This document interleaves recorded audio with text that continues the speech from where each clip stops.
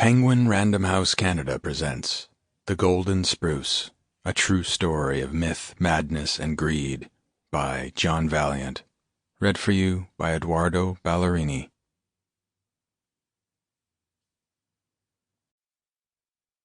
All trees of noblest kind for sight, smell, taste, and all amid them stood the tree of life, high eminent, blooming ambrosial fruit of vegetable gold.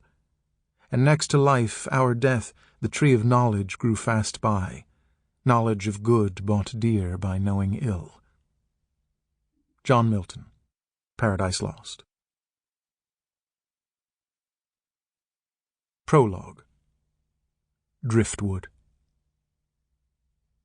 Small things are hard to find in Alaska, so when a marine biologist named Scott Walker stumbled across a wrecked kayak on an uninhabited island 30 miles north of the Canadian border, he considered himself lucky. The coastal boundary where Alaska and British Columbia meet and overlap is a jagged four-way seam that joins not just a pair of vast and vastly different countries, but two equally large and divergent wildernesses. To the west is the gaping expanse of the North Pacific Ocean, and to the east is the infinity of mountains that forms the heart of what some in the northwest call Cascadia. The coastline where these worlds meet and bleed into one another is sparsely inhabited and often obscured by fog, the mountains sheared off by low-lying clouds. At sea level it is a long and convoluted network of deep fjords, narrow channels, and rock-bound islands. It is a world unto itself, separated from the rest of North America by the coast mountains, whose ragged peaks carry snow for most of the year. In some places their westward faces plunge into the sea so abruptly that a boat can be 50 feet from shore and still have 500 feet of water beneath her keel. The region is sporadically patrolled, being governed, for the most part, by 20-foot tides and processions of subarctic storms that spiral down from the Gulf of Alaska to batter the long tree-stubbled lip of the continent. Even on calm days, the coastline may be shrouded in a veil of mist as 2,000 miles of uninterrupted Pacific swell pummels itself to vapor against the stubborn shore. The combination of high winds, frequent fog, and tidal surges that can run over 15 knots makes this coast a particularly lethal one, and when boats or planes or people go missing here, they are usually gone for good. If they are found, it is often by accident a long time later, and usually in a remote location like Edge Point, where Scott Walker anchored his 17-foot skiff on a fair June afternoon in 1997 while doing a survey of the local salmon fishery. Edge Point is not so much a beach as an alpine boulder field that at this point in geologic time happens to be at sea level. It lies at the southern tip of Mary Island, a low hump of forest and stone that forms one side of a rocky tide-scoured channel called Danger Passage. The nearest land is Danger Island, and neither place was idly named. Like much of the northwest coast, Edge Point is strewn with driftwood logs and whole trees that may be 5 feet in diameter and buried 20 deep. Burnished to silver, this mass of wood, much of which has broken loose from log booms and transport barges, lies heaped as high as polar winds and Pacific waves can possibly throw it. Even if a man-made object should make it ashore here in one piece, it won't last long after it arrives. Within the course of a few tide cycles, it will be hammered to pieces between the heaving logs and the immovable boulders beneath them.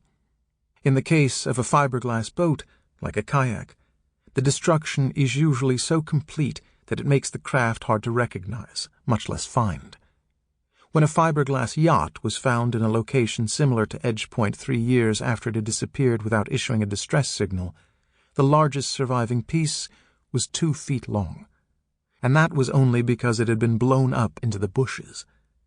The rest of the 60-foot sloop had been reduced to fragments the size of playing cards. This is why Scott Walker considered himself fortunate. He wasn't too late. Parts of the kayak might still be salvageable. The beaches here serve as a random archive of human endeavor, where a mahogany door from a fishing boat, the remains of a World War II airplane, and a piece from a fallen satellite are all equally plausible finds. Each artifact carries with it a story, though the context rarely allows for a happy ending. In most cases, it's only the scavenger who benefits. Scott Walker has been scavenging things that others have lost here for more than 25 years, and he has acquired an informal expertise in the forensics of flotsam and jetsam.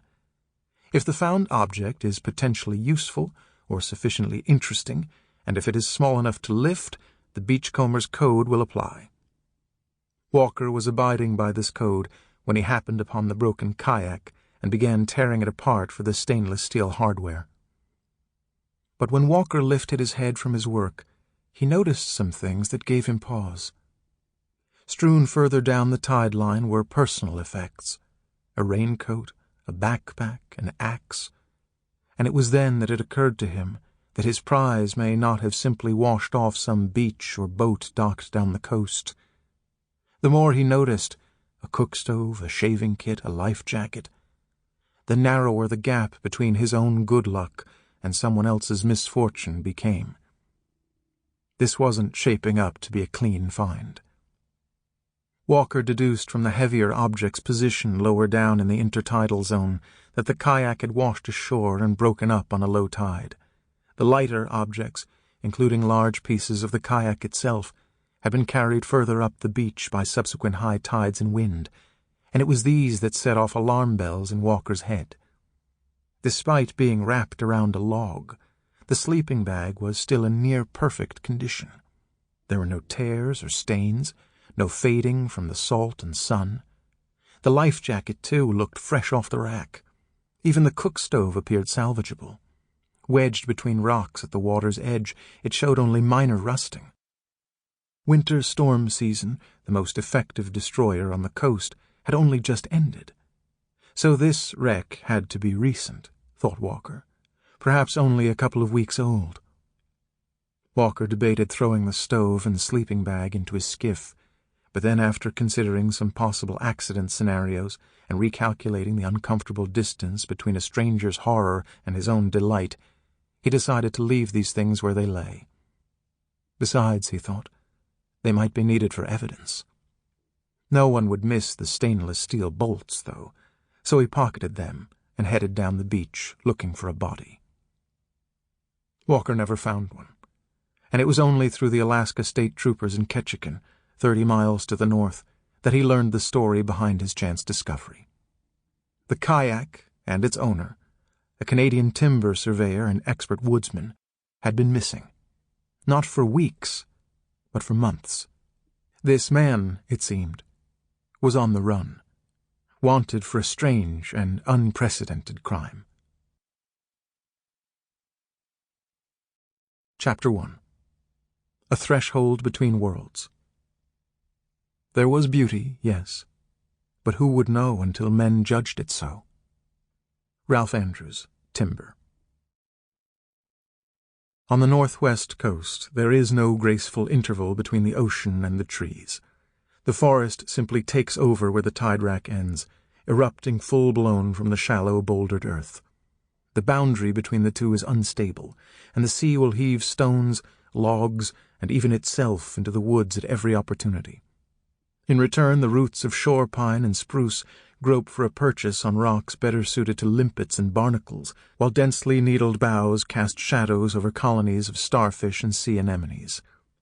The air is at once rank and loamy with the competing smells of rotting seaweed and decaying wood. From the beach you can see as far as height and horizon will allow, but turn inland, and you will find yourself blinking in a darkened room, pupils dilating to fill the claustrophobic void. The trail of a person, or the thread of a story, is easily lost in such a place. Even the trees, swaddled in moss and draped in ferns, appear disguised. A coastal forest can be an awesome place to behold. Huge, holy and eternal feeling, like a branched and needled Notre Dame, but for a stranger it is not a particularly comfortable place to be. You can be 20 paces from a road or a beach and become totally disoriented.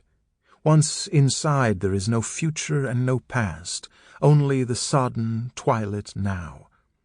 Underfoot is a leg-breaking tangle of roots and branches. Sample complete. Ready to continue?